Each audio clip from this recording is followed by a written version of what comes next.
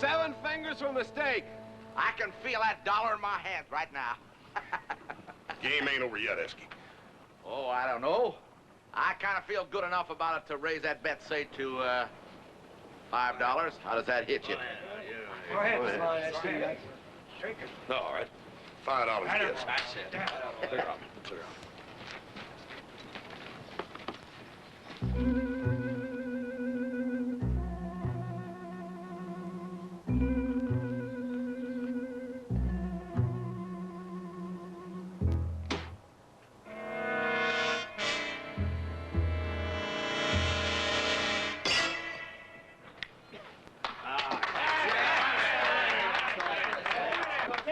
Hell, Esky, it's gonna take a ringer to beat me. You don't want to make that 5-10, do you? You got yourself a bet. Now, just kind of stand back and I'm going to show you what a $10 horseshoe looks like when it's being thrown.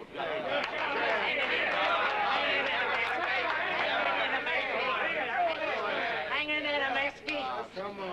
Hang in there, Mesky. Hang in there, Mesky. All right, quiet down, boss. Keep it down. Don't make me nervous.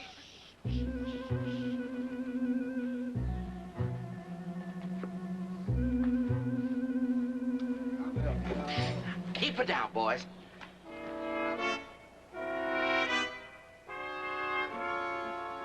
My true love is a blue-eyed daisy. Oh, ding-dong, doodle-lady day. If she don't marry me, I'll go crazy. Oh, ding-dong, doodle-lady day. Back my jet. Who is that? Oh, ding-dong, doodle-lady day. So many pretty girls, I can't count them. Oh, ding-dong, doodle-lady day. Oh, Got some voice, a lady. He's got a voice. Well, I'm going to take that voice and I'm going to cram it right down his dirty throat. Esky, wait a minute. My true love is a sunburnt daisy. Ho-de-ding-dong, doodle-lady-day. She won't work and I'm too lazy. Ho-de-ding-dong, doodle-lady-day. Ho-de-ding-dong, ho-de-ding-dong, ho-de-ding-dong, doodle-lady-day. Yeah, I'll take care of it. Now let's go.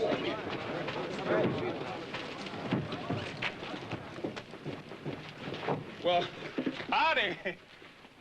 Beautiful day, ain't it? Don't you give me none of that beautiful day stuff.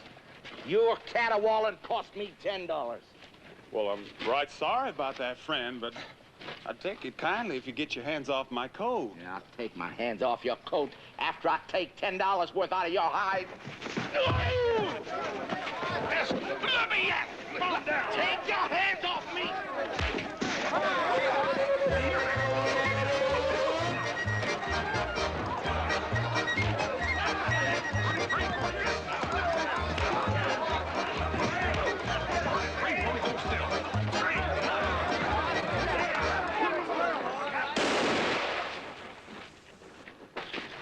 Now what's going on? I declare it's enough to drive a man out of his mind. I spend 50% of my time chasing illegal whiskey makers and 50% of my time arresting them that drinks it. Roy, we ain't had a drop. I don't care whether you had a drop or whether you didn't. You're still acting like you did. Now I got a place to cool you off. You come on down to that jail. But, Roy. Come on.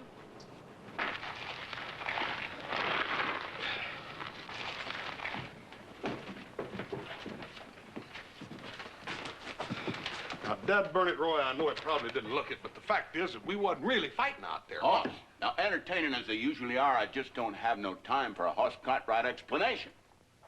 Horse Cartwright? Would it be Ben Cartwright's son? Yeah. Well, second cousin Hoss. Shake hands with your second cousin Muley. Cousin Muley? Muley Jones.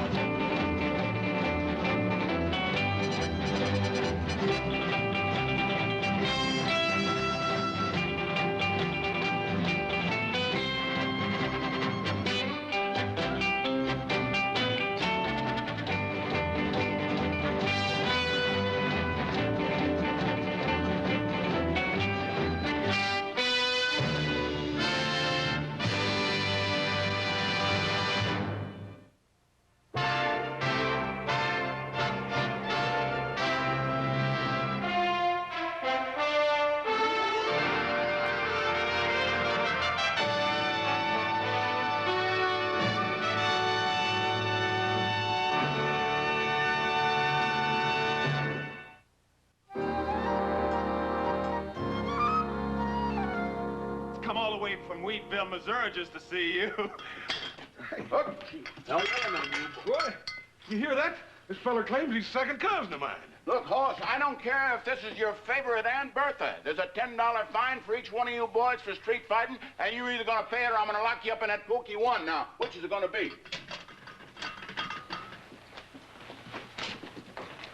Well, looks like this little family reunion just cost me $30.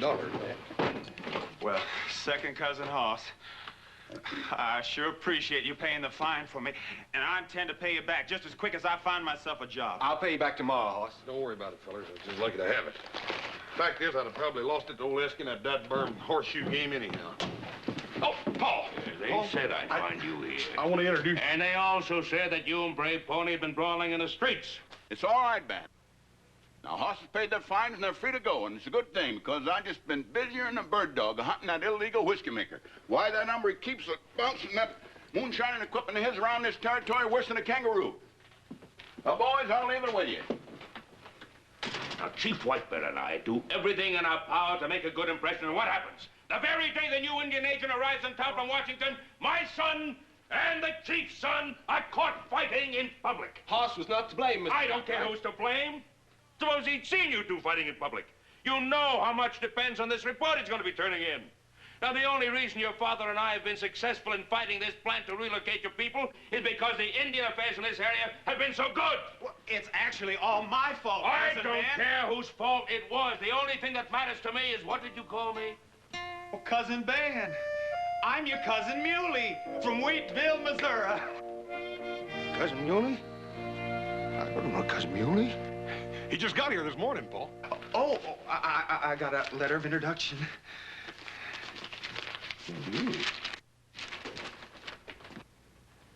Ben Cartwright, this is to introduce Muley Jones, who is the son of Rebecca Jones from the Larson side of the family. He's working his way to California. Any help you can give him will be appreciated. Signed, Ole Jensen. Now, Paul, I've heard you mention that name before. You sure have, Ole Jensen.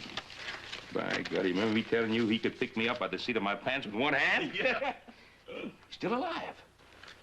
How old is he? Must be about 80 years old now. 81 come next October, and he can still do an honest day's work in the field.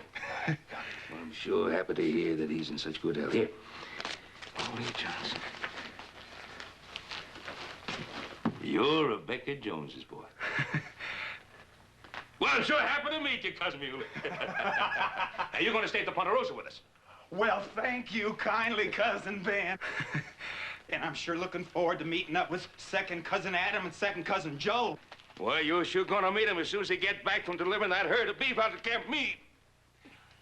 Oh, Cousin Ben, I'm sure plumb sorry for causing all that ruckus around here this morning.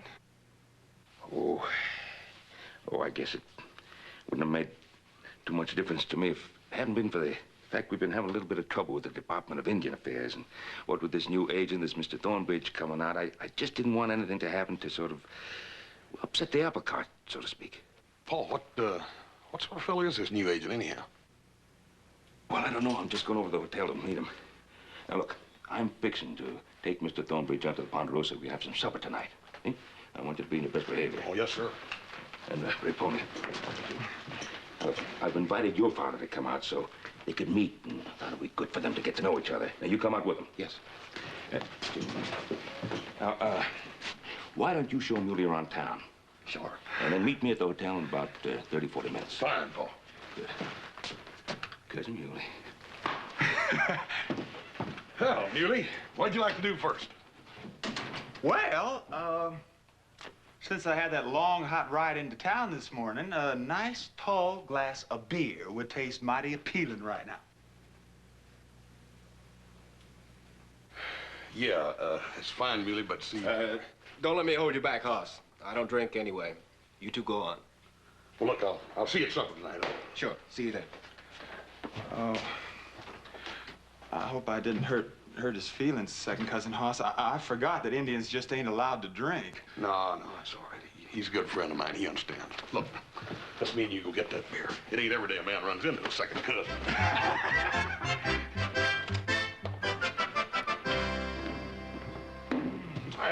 Samuel. A couple beers, please, sir.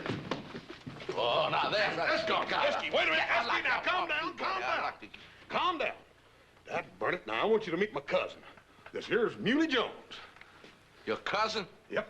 Yeah, I figured whoever he was, you must have put him up to making me lose that game. I didn't put him up to nothing. Now, I want you to shake hands. If you will, I'll forget that $10 you owe me. Now, come on. Shake hands with us. Shake hands? Come on here now. Shake hands. Shake. There. You know, Hoss, I ought to make you give me that $10. I'd have won that game, sure. Yeah, I gave your $10 to Roy Coffey. By the way, where was you when he arrested us? Yeah, well, I was around there somewhere. Sure you was. Gosh, Cousin Hoss, that's $40 I've cost you already, and I ain't even been in town an hour. Oh, forget Cousin Muley. It wasn't your fault, no how. You gotta admit, Esky, it was pretty funny when that horseshoe went flying out over everybody's head. You should have seen the expression on old Esky's face. Well, the one he was wearing when I did see him wasn't so funny. Oh, I'd like to walk Esky don't appreciate a good singing voice when he hears it. And that's a gospel truth, cousin. I tell you, you got about the finest singing voice I ever heard. Well, gosh, thanks, Cousin Hoss.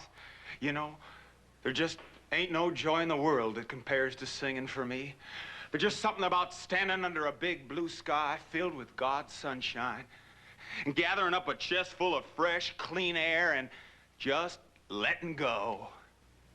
Well, thunderation, man. Let go of one right now. Just let out. Well, all right.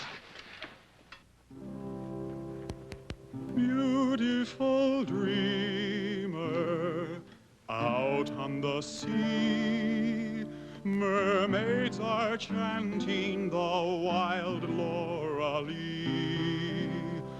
Over the streamlet, vapors are born, waiting to fade at the bright coming morn. Beautiful dreamer, beam on my heart, even as the morn on the streamlet and the sea. Then will all clouds of sorrow depart. Beautiful dreamer, awake unto me. Beautiful dreamer, awake unto me. Beautiful dreamer, wake unto me. Starlight and dewdrops are waiting for thee. Sounds of the rude world heard in the day, lulled by the moonlight, have all passed away. Beautiful dreamer, queen of my song, lift while I woo thee.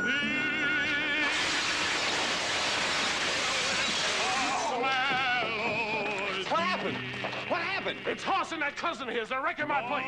Somebody get Sheriff Coffey. Yeah. Sheriff Coffey! Of life's busy throng,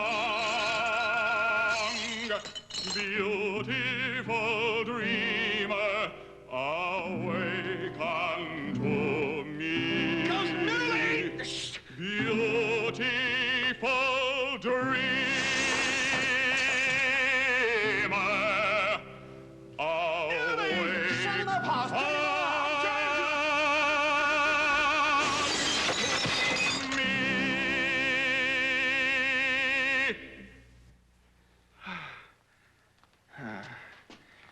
Music. I tried to stop you before you wrecked the whole dang saloon. Oh, no. I did it again. Muley, is this the reason they didn't like your voice in Missouri? Uh-huh. Mr. Thornbridge, it surely is a personal privilege for me to welcome you here to Virginia City. Well, thank you, Mr. Cartwright, and I hope my visit is as pleasant as your greeting. Well, I'm sure it will be. I know that when you meet Chief White there and his people, Excuse me, sir. There seems to be some kind of a disturbance over there. Break it up here, I said. Did I say break it up? Oh. It's you three again, huh? Come on! Come on! Roy. Go on, you know the way. Roy. There, you go on, right down there. Come on.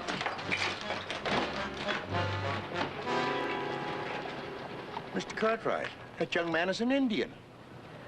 Yeah, sure is. What is he doing in a saloon? Well, I don't know. It's most unusual, Mr. Thornbridge. Brave Pony's a fine, upstanding young man. He's... Brave Pony, the chief's son. Oh, this is going to look terrible in my report. One mirror, $50. Two windows, $20. Glassware, $70. Liquor stock, $200. Miscellaneous breakage, $50. Public disorder fine, $10 apiece, for a grand total of $420. And what kind of an explanation do I get? That Cousin Muley sang the place into a shambles. Paul, he'll hear you. And don't think for 1 minute that I'm going to accept this cock and bull story. Do you hear me? I hear you, Paul. Honest Pete, I do. Must be the guests arriving. I'll get it.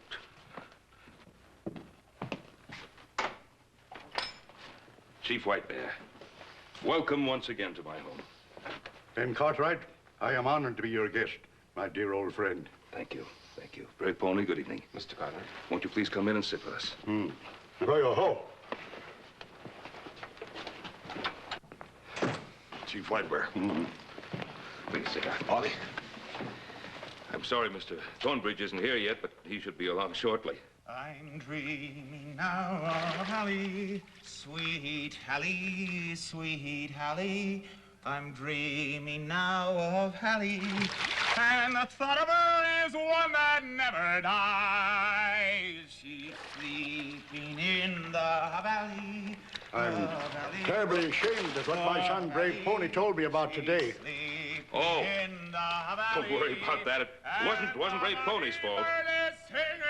Where she lies. Oh,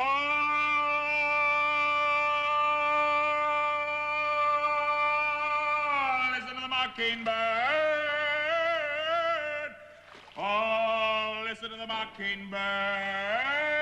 Would you care for some coffee? Oh, the mockingbird still I said, would you care for a cup of coffee? Oh, yeah, thank you.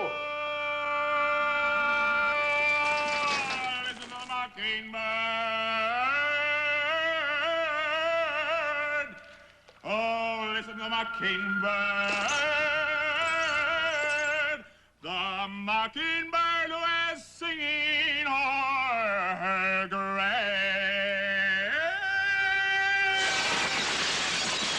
And the mockingbird is singing where she lies. Oh,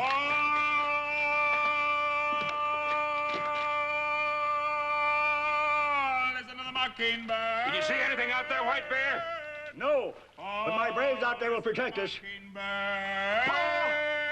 nobody out there. Oh, the mockingbird still singing o'er her grave. Don't you hear Muley singing? Of course I hear Muley singing. You think I'm deaf as a... You mean that? Well, why didn't you tell me about this? Paul, I was trying to. There is somebody there. My braves have got him pinned down. The mockingbird was singing o'er her grave.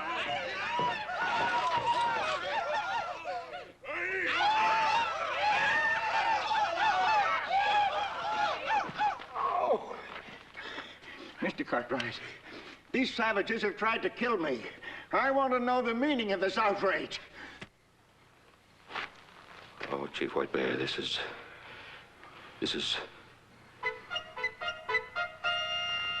terrible.